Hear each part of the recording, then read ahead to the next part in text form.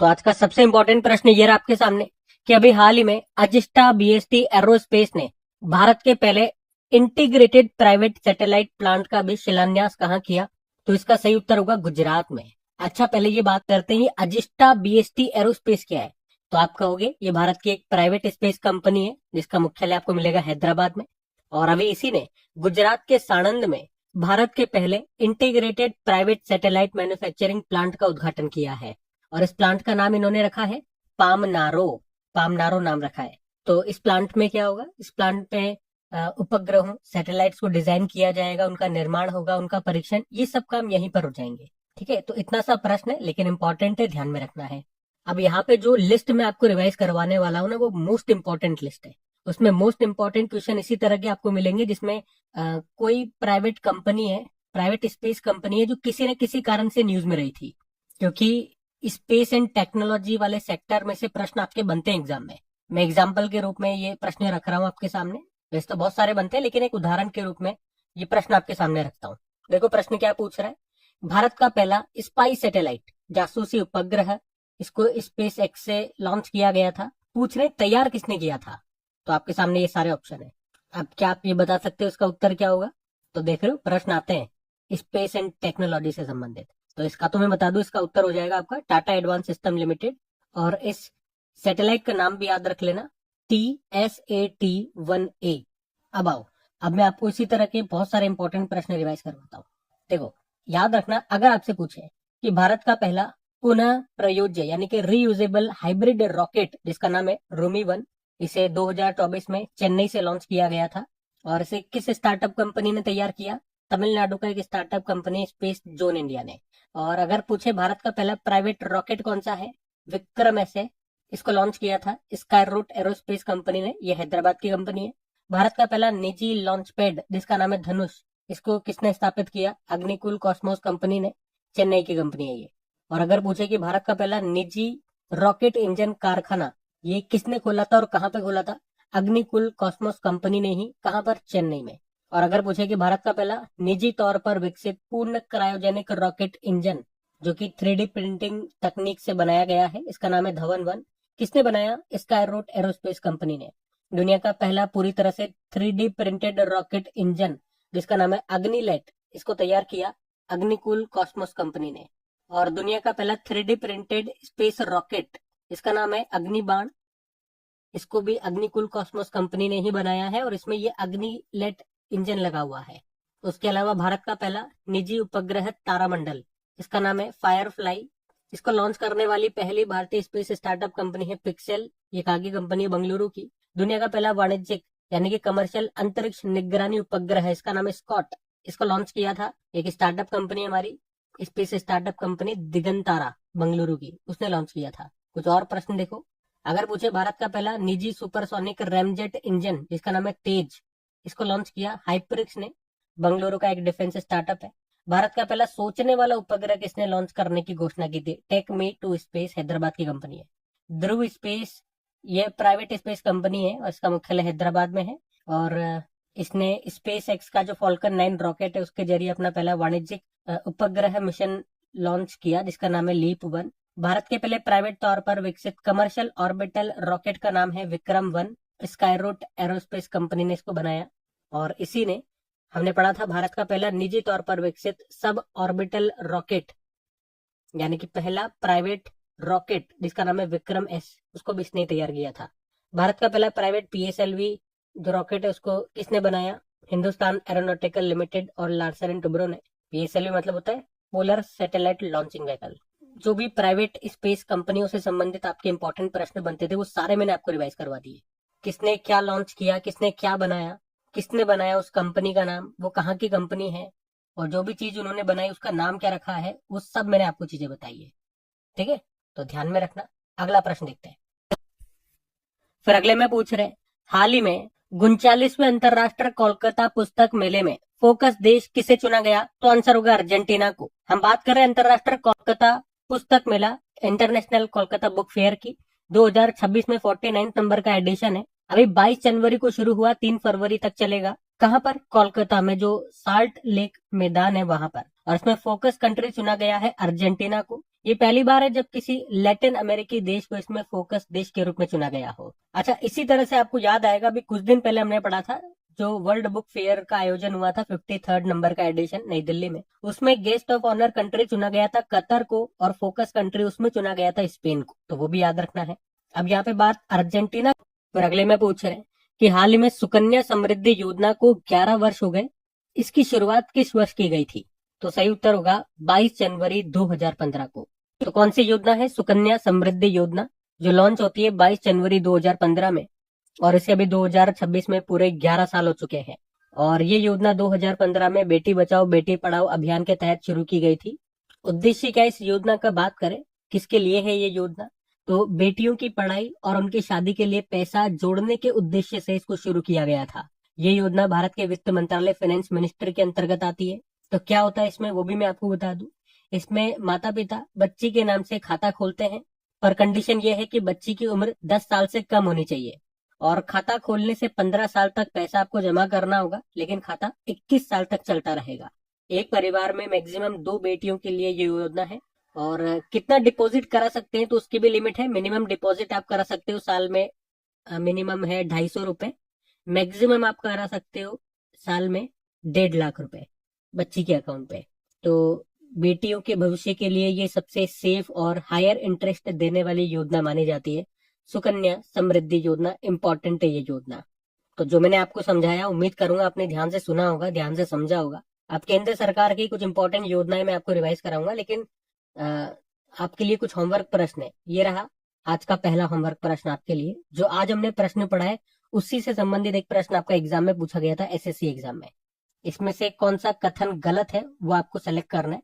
आप आराम से वीडियो को पॉज करना और आंसर बताना। आंसर तो मैं आपको पीछे थ्योरी में समझा चुका हूँ, देखते हैं आपने बिल्कुल ध्यान से पढ़ा है कि नहीं पढ़ा। और एक और ये रहा प्रश्न, आरआरबी एनटीपीसी में पूछा गया था। ठीक है, अब मैं आपको रिवाइज कराता हूँ केंद्र सरकार की कुछ इंपॉर्टेंट योजना जो न्यूज में रही थी। एक हमने पढ़ा था, भारत सरकार ने नेशनल क्रिटिकल मिनरल मिशन को मंजूरी दे दी है, जिसका उद्देश्य है भारत के भीतर इन खनिजों यानी कि मिनरल्स की खोज को प्रोत्साहित करना। इसके लिए बजट रखा है 34,300 करोड़ रुपए, 7 साल तक चलेगा ये मिशन। प्रधानमंत्री श्रम योगी मानधन योजना मार्च 2019 में शुरू हुई। प्रधानमंत्री G1 योजना 2019 में 2G इथेनॉल प्लांट्स को बढ़ावा देने के लिए। मृदा स्वास्थ्य कार्ड योजना 19 फरवरी 2015 को, कहां से, सूरतगढ़ राजस्थान। भारत सरकार ने प्रधानमंत्री आशा योजना को कब तक के लिए बढ़ाया, 31 मार्च 2000, जो कि लॉन्च हुई थी 2018 में। और प्रधानमंत्री सूर्य घर मुफ्त बिजली योजना, ये 13 फरवरी 2024 को लॉन्च हुई थी। और जो भी लोग अपने छतों पे सोलर पैनल्स लगवाएंगे तो उनको 300 यूनिट मुफ्त बिजली दी जाएगी इस योजना के अंतर्गत। डिजिटल इंडिया प्रोग्राम ये शुरू हुआ था 1 जुलाई 2015 को। प्रधानमंत्री विकसित भारत रोजगार योजना, ये 15 अगस्त 2025 को मोदी जी ने ही इसकी घोषणा की थी। प्रधानमंत्री स्वनिधि स्कीम 1 जून 2020 को ये शुरू हुई थी और अभी इसको एक्सटेंड कर दिया, बढ़ा दिया गया 31 मार्च 2030 तक के लिए। प्रधानमंत्री मत्स्य संपदा योजना, ये 10 सितंबर 2020 को शुरू होती है। और अभी हमने पढ़ा था जो मनरेगा है, Mahatma Gandhi national rural employment guarantee scheme, इसका नाम बदल के वीजी रामजी कर दिया गया, यानी कि विकसित भारत गारंटी फॉर रोजगार एंड आजीविका मिशन ग्रामीण। और मनरेगा ये लॉन्च कब हुआ था, 2005 में। और इसी तरह से हमने पढ़ा था पश्चिम बंगाल ने भी उनकी जो रोजगार गारंटी योजना है कर्मश्री, उसका नाम बदलकर महात्मा श्री कर दिया था इसके बाद। ठीक है, तो ये सब ध्यान में रखना। अगला प्रश्न देखते हैं। फिर अगले में पूछ रहे हैं, हाल ही में रिसर्च स्कॉलर्स के लिए अटल विचल अग्रगामी योजना की घोषणा किसने की है? तो आंसर होगा असम ने। तो अभी असम सरकार ने अटल विचल अग्रगामी योजना की घोषणा की है। ये योजना शोधकर्ताओं के लिए, रिसर्च स्कॉलर्स के लिए है। इसमें उन्हें फाइनेंशियल हेल्प दी जाएगी, वित्तीय सहायता दी जाएगी, ताकि रिसर्च में आ रही वित्तीय बाधाओं को दूर किया जा सके और नई खोजों को यानी कि इनोवेशन को बढ़ावा दिया जा सके। कितने रुपए मिलेंगे? तो जो रेगुलर रिसर्च स्कॉलर्स हैं, नियमित शोध छात्र हैं, उनको महीने में, हर महीने 25,000 रुपए मिलेंगे, जबकि दिव्यांग शोध छात्रों को प्रति महीना 40,000 रुपए मिलेंगे। ठीक है, तो ये योजना है असम की। अब कुछ इंपॉर्टेंट योजनाएं पहले मैं आपको रिवाइज कराऊंगा, उसके बाद असम लेकर के चलूंगा। जैसे कि देखो, भारत सरकार ने देश में किशोरियों को कौशल प्रदान, स्किल देने के लिए, उन्हें सशक्त बनाने के लिए नव्या योजना शुरू की और अभी इसे पायलट प्रोजेक्ट के तौर पर उत्तर प्रदेश के सोनभद्र में शुरू किया गया। विद्या शक्ति पहल आंध्र प्रदेश में, आदि कर्मयोगी पहल जनजातीय मंत्रालय ने शुरू की, जिसके मंत्री हैं जुएल ओराम। सभी ग्राम पंचायतों में विवाह मंडप योजना को मंजूरी दे दी बिहार ने। जन सुरक्षा संतुष्टि अभियान गुजरात ने शुरू किया। राजभवन अन्न धन योजना गोवा ने। पंडित दीनदयाल उपाध्याय गरीबी मुक्त ग्राम योजना राजस्थान। डीजी लक्ष्मी योजना आंध्र प्रदेश। मुख्यमंत्री सेहत योजना पंजाब। और गज मित्र योजना को असम ने ही शुरू किया था। अब बात तो असम की हो रही है, तो ले चलते हैं आपको असम। ये रहा मैप में असम। कैपिटल दिसपुर हो गई है। मुख्यमंत्री हेमंत बिस्वा शर्मा, गवर्नर लक्ष्मण प्रसाद आचार्य। यहाँ का राजकीय पशु एक सिंग वाला गेंडा हो गया। पक्षी है व्हाइट विंग वुड डक। वृक्ष है होलोंग। पुष्प है फॉक्सटेल ऑर्किड। फल है काजी नेमू। लोक नृत्य में बात करें, बिहू हो गया, बगरुम्बा हो गया, भोर हो गया। क्लासिकल डांस है सतरिया। त्योहार में बात करें, बिहू महोत्सव हो गया, वांचुआ महोत्सव हो गया, बेखो महोत्सव हो गया। असम का 7वां नेशनल पार्क बना था दिहिंग पटकई नेशनल पार्क। बाकी 6 भी देख लो कौन कौन से हैं। Raimona national park, Kaziranga national park, Nameri national park, Manas national park, Dibru Saikhowa national park और औरंग नेशनल पार्क। भारत का पहला तेल का कुआं कहां पर खोजा गया था?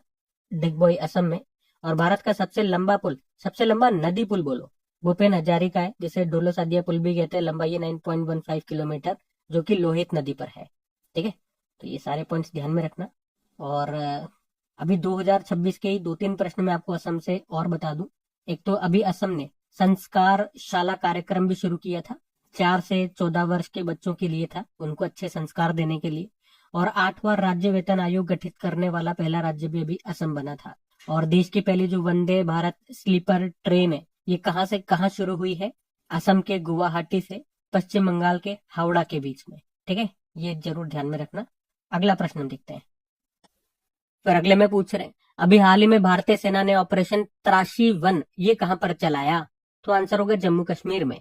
तो भारतीय सेना ने जम्मू कश्मीर के किश्तवाड़ जिले में छिपे आतंकियों को मार गिराने के लिए अभी ऑपरेशन त्राशी 1 चलाया था। इसे भारतीय सेना, जम्मू कश्मीर पुलिस और सीआरपीएफ ने मिलकर के चलाया जम्मू कश्मीर में। इसी तरह से कुछ और ऑपरेशंस जो अभी न्यूज में थे, मैं आपको रिवाइज कराऊं तो एक ऑपरेशन संस्कार हमने पढ़ा था, राजस्थान पुलिस ने शुरू किया था। राजस्थान में भी कहाँ पे? डूंगरपुर में। बाइक्स पे जो गुंडागर्दी करते हैं युवा, उनके खिलाफ था ये।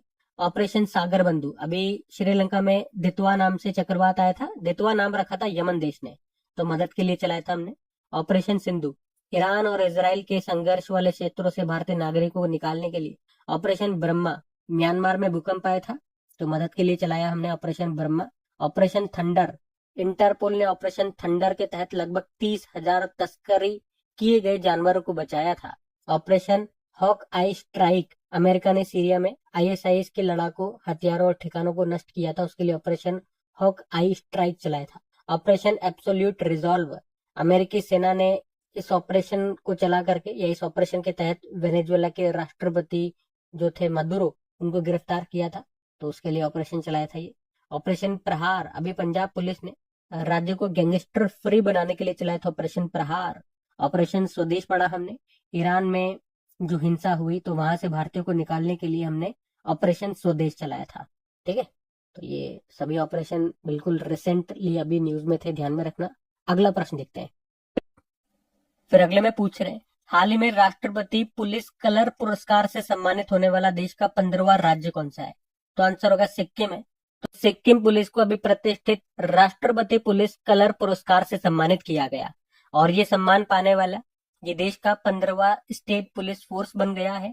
और इस पुरस्कार को, इस सम्मान को निशान के रूप में भी जाना जाता है, निशान के नाम से भी जानते हैं, इसको याद रखना। और इसे विशिष्ट सेवा, वीरता और अनुशासन के लिए दिया जाता है। और ये ध्यान रखना, असम और त्रिपुरा के बाद ये सम्मान पाने वाला सिक्किम तीसरा पूर्वोत्तर राज्य बन गया है। तो ये पुरस्कार पाने के बाद वहां के जो पुलिस अधिकारी हैं, अपनी वर्दी के बाएं आस्तीन पर एक विशेष प्रतीक, एक निशान धारण करते हैं। अब हम सिक्किम चलेंगे, उससे पहले पुलिस से ही संबंधित कुछ और प्रश्न मैं आपको करवाता हूँ। ठीक है, हमने करंट अफेयर्स में पुलिस से संबंधित जो भी प्रश्न है वो एक साथ में इकट्ठे करके आपके लिए लेकर के आया हूँ, वो हम रिवाइज करते हैं। देखो, आपको याद होगा गुजरात पुलिस ने जीपी दृष्टि नाम से एक परियोजना शुरू की थी, जिसमें ड्रोन के जरिए नजर रखी जाएगी। वर्ल्ड पुलिस समिट 2025 अभी दुबई में हुआ था। दिल्ली पुलिस ने स्कूल छोड़ने वाले बच्चों को फिर से स्कूल से जोड़ने के लिए नई दिशा नाम से एक पहल शुरू की थी। गृह मंत्री अमित शाह ने कहां पर E0 FIR पहल शुरू की? दिल्ली। 23वें विश्व पुलिस और फायर गेम्स 2029 में भारत में होंगे, अहमदाबाद में। इस तरह के गेम्स को पहली बार भारत होस्ट करेगा। अभी 2025 वाले 21वां संस्करण हुआ था बर्मिंघम यूएसए में, 2027 में 22वां संस्करण पर्थ ऑस्ट्रेलिया में होगा, फिर 23वां संस्करण होगा भारत में। अच्छा, ये 21 वाले जो भी हुए थे उसमें टॉप पर अमेरिका रहा, भारत तीसरे स्थान पर रहा है। बाकी अर्थुंकल पुलिस स्टेशन, ये भारत का पहला आईएसओ सर्टिफिकेट या आईएसओ सर्टिफाइड स्टेशन बन गया है। कहां पर है? केरल के अल्लपुजा जिले में है ये अर्थुंकल पुलिस स्टेशन। उसके अलावा बिहार में एक नई पुलिस यूनिट अभया ब्रिगेड को लॉन्च किया गया, जिसका उद्देश्य है बिहार में महिलाओं को या गर्ल स्टूडेंट से उनकी सिक्योरिटी करना। 60वें नंबर का भी पुलिस महानिदेशकों और पुलिस महानिरीक्षकों का सम्मेलन हुआ था रायपुर छत्तीसगढ़ में। और केंद्र सरकार ने देश भर के लगभग 250 भारतीय बंदरगाहों पोर्ट्स के लिए सीआईएसएफ को नया सुरक्षा नियामक सिक्योरिटी रेगुलेटर नियुक्त किया है। ठीक है, तो पुलिस से संबंधित ये कुछ इंपॉर्टेंट करंट अफेयर्स है। बाकी बात तो यार सिक्किम की हो रही थी ना, तो ये रहा मैप में सिक्किम। कैपिटल इसके गंगटोक होती है, मुख्यमंत्री है पीएस गोले या प्रेम सिंह तमांग बोल दो, गवर्नर है ओम प्रकाश माथुर। अच्छा, आज सिक्किम से कुछ इंपॉर्टेंट स्टैटिक प्रश्न बताने की कोशिश करता हूँ।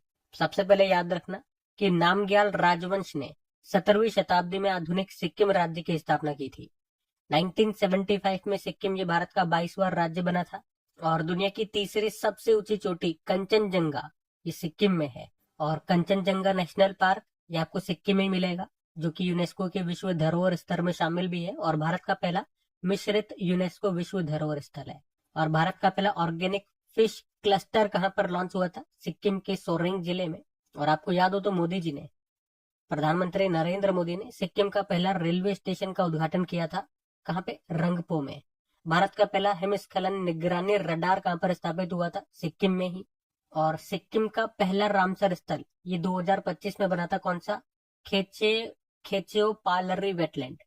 और सिक्किम ये भारत का पहला ऑर्गेनिक स्टेट है, आप जानते ही हो। बाईचुंग भूटिया के नाम पे फुटबॉल स्टेडियम ये कहाँ पे बनाया जा रहा है? नामची सिक्किम में। यहाँ की राजकीय मछली बनी थी कुपर महसीर, जिसे केटली भी बोलते हैं। सिक्किम ने ब्लू ड्यूक को स्टेट बटरफ्लाई बनाया था। लोसांग महोत्सव होता है यहाँ पे, बुमचू उत्सव होता है। और आपको याद दिला दूं, अभी 2025 में सिक्किम के 2 उत्पादों को, 2 वाद्य यंत्र थे एक तरह से लेप्चा समुदाय के, उनको जीआई टैग मिला था। चलो ये आपके लिए होमवर्क प्रश्न रख देता हूं मैं, वो वाद्य यंत्रों के नाम आपको बताने हैं। हम अगला प्रश्न देखते हैं। फिर अगले में पूछ रहे हैं, हाल ही में किसी व्यक्तिगत श्रेणी में सुभाष चंद्र बोस आपदा प्रबंधन पुरस्कार 2026 से अभी सम्मानित किया गया? इंपॉर्टेंट प्रश्न, मार्क करना है इसको। इसका सही उत्तर हो जाएगा सीता अशोक शेल्के को। तो अभी 23 जनवरी को हमने जब पराक्रम दिवस मनाया था, तो उसी मौके पर आपदा प्रबंधन डिजास्टर मैनेजमेंट में दिए जाने वाले जो सुभाष चंद्र बोस आपदा प्रबंधन पुरस्कार है, अभी 2026 के लिए उसकी घोषणा की गई। तो 2 कैटेगरी में इसमें दिए जाते हैं, संस्थागत श्रेणी में और व्यक्तिगत श्रेणी में। इस बार दोनों में दिए गए, मैं आपको बताता हूँ।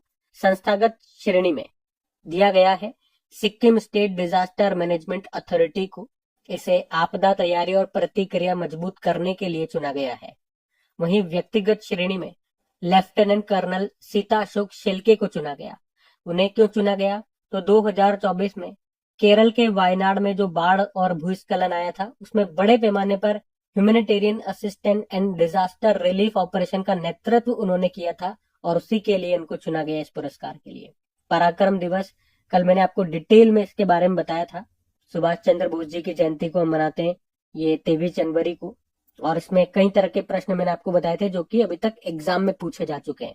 ये जो सुभाष चंद्र बोस आपदा प्रबंधन पुरस्कार है, पहली बार कब दिए गए थे या कब शुरू किया गया था? तो 2019 आंसर होगा। जो पुरस्कार की भी बात कर ले, कितने इनाम दिए जाता है, तो व्यक्तिगत श्रेणी में 5 लाख रुपए और संस्थागत श्रेणी में 51 लाख रुपए दिए जाते हैं। ये हम 2026 का पढ़ रहे हैं, और मैंने आपको स्टार्टिंग में बोल दिया प्रश्न इंपॉर्टेंट है, इस तरह का प्रश्न एग्जाम में आता है। जैसे 2025 का आपको याद होगा, पिछले साल का केवल संस्थागत श्रेणी में दिया गया था। किसे? इनकॉइस को, मतलब Indian national centre for ocean information services को दिया गया था, और ये प्रश्न आपके एग्जाम में पूछा गया था। आपको ऐसे यकीन नहीं आएगा, ये देखो DSSB के एग्जाम में पूछा गया था ये प्रश्न। ठीक है, तो किसी भी एग्जाम में आ सकता है, लेकिन एग्जाम में आता जरूर है इस तरह का प्रश्न, तो इस बार वाला भी आपको याद रखना है। हम अगला प्रश्न देखते हैं। फिर अगले में पूछ रहे, हाल ही में राष्ट्रीय बालिका दिवस ये कब मनाया गया? तो आंसर होगा 24 जनवरी को मनाते हैं। हर साल 24 जनवरी को नेशनल गर्ल चाइल्ड डे के रूप में मनाया जाता है और इसे मनाना शुरू किया था 2008 में। महिला और बाल विकास मंत्रालय इसको मनाता है।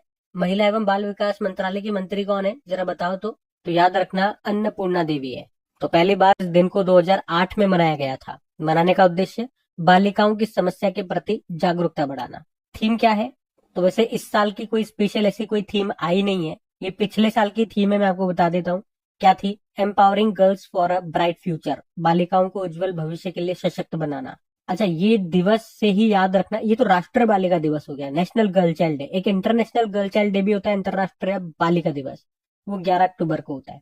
और यहीं से आप याद रख पाओगे कि अंतरराष्ट्रीय शिक्षा दिवस ये भी 24 जनवरी को हम मनाते हैं, जबकि राष्ट्रीय शिक्षा दिवस 11 नवंबर को होता है।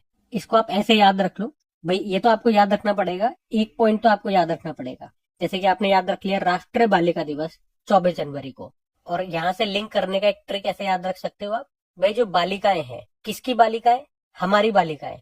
अब यहाँ पे राष्ट्रीय मनाएंगे या अंतरराष्ट्रीय वाला, इसको ऐसे याद करेंगे, हमारी बालिकाएं भारत की है तो मतलब राष्ट्रीय हमने बोला, हमारी बालिकाओं को, हमारी बच्चियों को हमें अंतरराष्ट्रीय शिक्षा देनी है। ठीक है, तो कौन सी शिक्षा हो गई? अंतरराष्ट्रीय शिक्षा, 24 जनवरी को होता है, ये याद रह जाएगा। अब इनके अलावा क्या बच गया? अंतरराष्ट्रीय बालिका बच गया और राष्ट्रीय शिक्षा दिवस बच गया। और दोनों की मजेदार बात क्या है, दोनों ये 11 तारीख को ही मनाए जाते हैं, बस महीने आगे पीछे हो गए। और वैसे आप लोगों को राष्ट्रीय शिक्षा दिवस तो याद ही होगा, मौलाना अबुल कलाम आजाद जो कि हमारे स्वतंत्र भारत के पहले शिक्षा मंत्री थे, उन्हीं की जयंती को होता है। तो अगर वो वाला आपको याद है 11 नवंबर को, तो उससे जस्ट एक महीने पीछे चले जाओ, अंतरराष्ट्रीय बालिका दिवस आ जाएगा। तो इस तरह से थोड़ा सा दिमाग और थोड़ा सा लिंक बिठा करके ऐसे याद रख पाओगे। अभी तक चलो देख लेते हैं जनवरी में हमने कौन कौन से दिवस मनाए वो भी। 1 जनवरी को वैश्विक परिवार दिवस, ग्लोबल फैमिली डे। 4 जनवरी को विश्व ब्रेल दिवस। 5 जनवरी को राष्ट्रीय पक्षी दिवस। 6 जनवरी को विश्व युद्ध अनाथ दिवस। 8 जनवरी को अर्थ रोटेशन डे। 9 जनवरी को प्रवासी भारतीय दिवस। 10 जनवरी को विश्व हिंदी दिवस। 11 जनवरी को राष्ट्रीय मानव तस्करी जागरूकता दिवस। 12 जनवरी को राष्ट्रीय युवा दिवस। 14 जनवरी को आर्म्ड फोर्स वेटरन्स डे यानी कि सशस्त्र सेना भूतपूर्व सैनिक दिवस। और 15 जनवरी को भारतीय थल सेना दिवस, आर्मी डे। 16 जनवरी को राष्ट्रीय स्टार्टअप दिवस और 23 जनवरी को पराक्रम दिवस के रूप में मनाया हमने। ठीक है, तो अभी तक जनवरी के ये इंपॉर्टेंट डे है, ध्यान में रखना। अगला प्रश्न देखते हैं।